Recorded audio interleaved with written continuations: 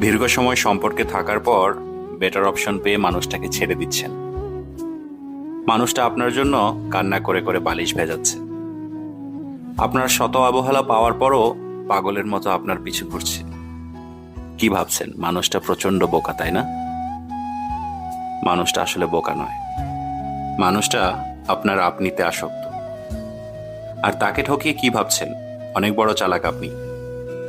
একটা কথা মনে রাখবেন, সব ভালোবাসায় কিন্তু ভালোবাসা থাকে না। দেখবেন জীবনের কোনো এক পর্যায়ে বেটার মনে করে যেই মানুষের কাছে গেছেন, তার কাছে মাথা গোজার মতো ঠাঁই খুঁজে পাচ্ছেন না। আপনি যেমন করে আপনার ওই মানুষটিকে ভেঙে চুরমার করে দিয়েছেন, আপনার বর্তমান মানুষটিও আপনাকে ঠিক একইভাবে ভেঙে চুরমার করে দেবে। না সহ্য করতে পারবেন, না কাউকে বলতে পারবেন। শুধু সময়ের অপেক্ষা, আজ অথবা কাল।